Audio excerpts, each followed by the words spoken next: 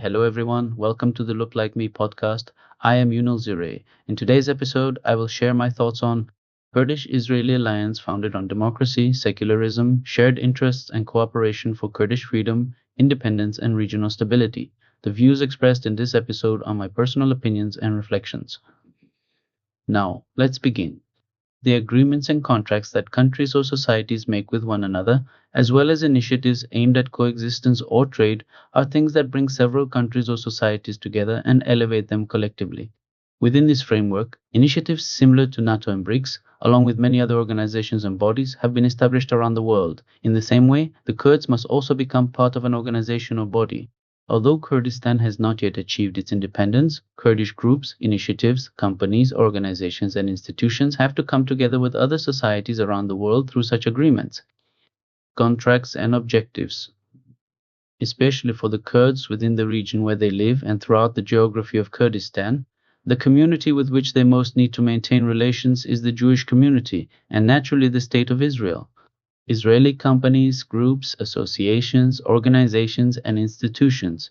The only two groups in the region that prioritize democratic, secular, and humane life are the Kurds and the Jews.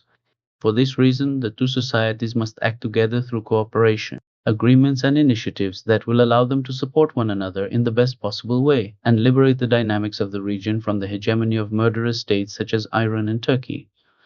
Israel is inevitably the most stable and developed power in the region.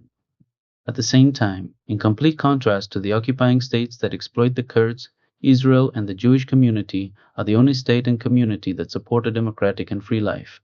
This situation corresponds exactly with Kurdish interests, and the path that the Kurds must follow for their independence consists entirely of the principles of the State of Israel. Being together with the organizations and institutions of the State of Israel, as well as the initiatives, associations, and organizations of Jewish communities, is the Kurds' only way out. Furthermore, the Kurds, who have lived in the same region for centuries and have consistently followed democratic and secular principles, are also a very suitable ally for Israel and the Jews. The Kurds are the only group that has never caused them problems throughout history and has never become the slave of reactionary groups, anti-Semitic groups, or ideologies. Since this is their natural conduct, it makes the Kurds the most suitable ally for Israel. I do not believe that Israel has any reservations whatsoever about cooperation with the Kurds. Moreover, beginning with the Kurdish communities living in Israel and Kurdish Jews, there are many Kurds like me who support Israel's policies and believe that it is the right ally. However, those who primarily need to understand this are the political parties and organizations in Bakur and Bashur, then the Kurdish parties that have been subjected to massacres by the fascist Iranian state must understand it, and most of all, the DA and its political extensions in Rojava, which have stood alongside Israel for years yet have failed to see that Israel is the most suitable ally, must see and accept it.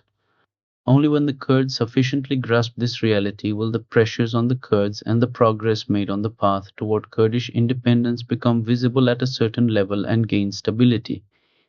Without alliance, especially without alliances based on win-win principles in which interests coincide, it is impossible for the Kurds to become independent. The Kurds must free themselves as soon as possible from the fascist genocidal yoke of the Turks, Persians, and Arabs and turn toward the right alliances. This was today's episode of the Look Like Me podcast. Thank you for listening. If you found this episode meaningful, please subscribe to the channel, like the video, and share your thoughts in the comments. Your support helps this podcast reach more people. See you in the next episode.